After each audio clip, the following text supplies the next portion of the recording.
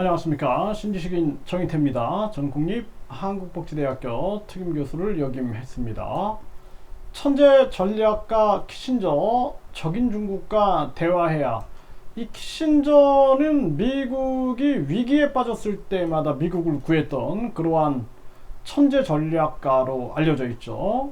그래서 미국과 소련이 이 긴장 고도가 굉장히 높아졌을 때 중국과 손을 잡으면서 결국에는 중국이 소련을 견제하게 만들기도 했고요. 뿐만 아니라 이 달러가 금태환제를 이루지 못할 때 달러의 붕괴 상황이 발생됐을 때 페트로 달러 해가지고 결국에는 사우디가 이 석유 원유를 결제할 때 달러로만 할 수 있게끔 해가지고 또다시 미국을 구했던 아주 천재적인 그러한 전략가죠. 이 보통 머리가 아니다. 저도 이 키신저에 대해서 연구하면서 대단한 전략가다라는 생각을 했는데요. 지금 이 천재 전략가 키신저가 100세가 됐는데요. 적인 중국과 대화해야 한다라고 얘기를 하고 있습니다. 네, 그래서 지금 바이든 정부가 아주 미련한 정책을 쓰고 있어요. 이 세계가 사실 공존하면서 평화를 유지하면서 많은 사람들이 깨어날 수 있는 기회를 줘야 되는데 완전히 대립구도로 가가지고 전쟁 위기를 만들고 또 전염병 3년 동안 많은 세계 서민들이 절망과 고통 속에 빠져서 생을 잃고 하였음에도 불구하고 급격한 금리 인상으로 나만 살고 이웃나라 거지 만들기 정책을 쓰고 이웃나라에 계속 전쟁 위기를 만들고 뿐만 아니라 무기를 판매하고 자기들의 이익을 위하여 달러 기축통화 패권과 4차 산업 패권을 쥐기 위해서 끊임없이 꼼수를 쓰고 있는데요.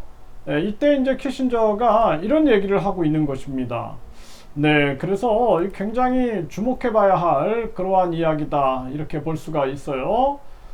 네, 그래서 100세 외교 전략가 키신저, 네, 키신저가 적인 중국과 대화를 해야 한다. 그리고 일본의 재무장 행보에 대해서 경고를 했어요. 파이낸셜 뉴스에서 전하고 있는데요. 이게 굉장히 중요한 부분입니다. 그래서 일본이 미국과 전쟁을 치렀고 그 속에서 핵무기에 당했죠. 그런 상황인데 이번에도 보면은 일본이 G7 이 모임에서도 계속 자기들이 핵 피해자임을 드러내려고 하는 그래서 정당화시키려고 하는 이러한 모습들이 보여지고 끊임없이 전쟁 가능 국가 이 분위기를 만들면서 이 재무장 행보를 하고 있는데 이 부분을 이제 직시하고 있는 거죠. 네, 그래서 일본과 미국이 한때는 전쟁을 지금은 동맹을 이런 식으로 하면서 끊임없이 자기들의 이익을 위해서 계산기를 돌리고 있다는 것을 우리가 잊어서는 안 됩니다.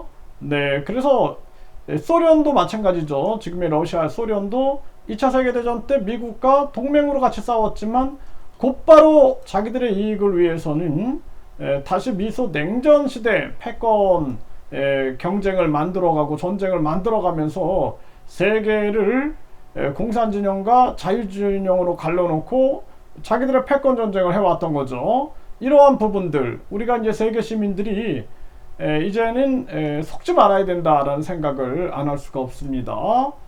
네, 그래서 이 키신저, 네, 키신저의 100세 생일을 맞았는데 미국 바이든 정권의 대중 정책을 비판했다.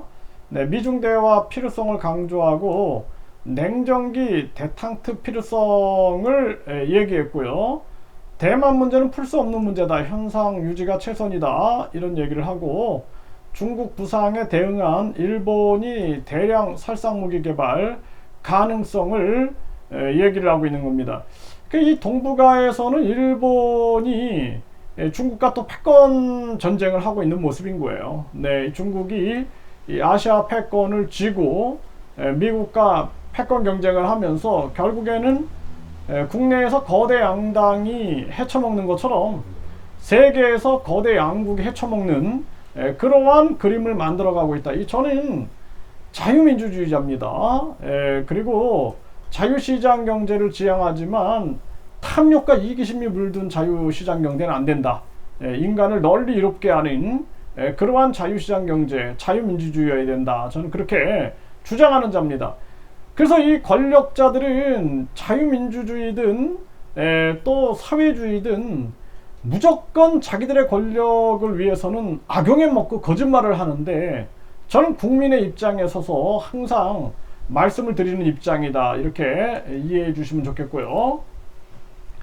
기시다는 북한 김정은과 직접 만남 고위급 협의 제안. 즉 기시다가 지금 지지율이 올라가는 게 외교를 주도적으로 풀어가고 있어요. 북한까지 만나겠다, 지금 이런 입장이고, 기시다 시진핑 수석과 회담 배제 안 한다. 내달 초 중일 국방회담. 지금 긴장을 최고조로 이룬 다음에 지금 일본이 하는 것은 또 이렇게 시진핑 주석과의 회담 배제 안 한다. 이 주권국의 모습인 거예요. 주권국. 자, 이 한국은 지금 주권국의 모습이 아닙니다. 이 따라하기 하는 건 안 된다라는 거예요. 이 참 안타까운 현실이 아닐 수가 없어요. 대한민국이 이 잘못된 1류대, 2류대, 3류대, 지방대, 그리고 해외 명문대, 이렇게 신분 계급주의 사회를 만들어 가지고 완전히 그냥 이 4대주의, 또 힘 있는 자 따라하기, 출세 제일주의 형태로 갔기 때문에 주권을 행사하지 못하는 거예요. 대한민국 대학이나 대학원들 가보면은 이게 진짜 무슨 서양 학문에 포박당한 포로 수용소인가. 한국 학자들의 주장은 거의 뭐 중요시 여기지 않고 거의 그냥 해외 따라하기 이런 거에 물들어 있는데, 참 안타까운 모습이 아닐 수가 없어요. 우리는 주권국의 모습을 어디에서도 찾아볼 수 없는 안타까운 일이고, 이 유승민도 중국과 경제교류 자유도 확보해야 한다. 중국과 경제교류 자유도 확보해야 한다. 이 미국이 막아버리는데 이것이 중요하다는 걸 주장하고 있는 거죠. 그래서 한미 동맹 강화는 옳은 선택이지만 윤석열 정부 대중 외교에 나서야 할 차례다. 대중 외교에 나서야 할 차례다, 이런 얘기를 하죠. 기시다는 이미 나서고 있는 거예요. 기시다는 북한까지도 나서고 있는 것입니다. 그리고 유승민 중국과 경제 협력해야 윤 대통령 미국 가면 이 말 해야 한다 했는데 못했죠. 그래서 일본은 이렇게 하고 있는 거예요. 일본은 북한까지 나서고 있죠. 박정희도 북한과 대화했다. 윤석열 정부도 해야 한다. 이런 얘기가 나오고 있어요. 그래서 여기 보면은 북한이 1968년 박정희 대통령을 살해하기 위해 31명의 특공대원을 내려보냈는데, 그런데도 박정희 대통령은 북한과 대화해서 1972년 7.4 남북 공동성명을 채택을 했다라는 것입니다. 이게 굉장히 중요한 부분이고, 1983년 북한에 미얀마, 버마, 아웅산 테러가 있었지만 전두환 대통령은 1984년 북한의 수해복구 지원 제안을 받아들여 남북관계 개선의 계기로 삼았고, 남북 간의 적십자 회담, 경제회담, 체육회담이 이루어졌다라는 거예요. 1985년 남북 이산가족 상호방문이 이루어졌다라는 거죠. 남북 정상회담을 위해 밀사가 오가기도 했다라는 것입니다. 노태우 대통령의 북방 외교, 남북 기본 합의서 채택, UN 동시 가입, 한반도 비핵화 공동선언 등은 잘 알려진 사실이죠. 그러니까 이런 보수 정권들도 박정희, 또 전두환, 노태우도 이런 역할들을 했던 거고, 김영삼 대통령은 1994년 김일성 주석과 남북 정상회담에 합의했다. 그런데 김일성 주석이 갑자기 사망하는 바람에 무산됐지만, 만약 이때 정상회담이 성사됐다면 한반도 평화가 앞당겨지고 북한은 핵개발을 하지 않을 수도 있었을 것이다. 이런 얘기가 나오고 있어요. 이명박 박근혜 대통령 때 남북관계는 꽁꽁 얼어붙었다라는 거죠. 미국의 방코, 델타 아시아 북한 계좌 동결, 금강산 관광객 피격 사건, 북한의 핵실험과 미사일 발사, 개성공단 가동 중단 등 여러 악재 때문이었다라는 거죠.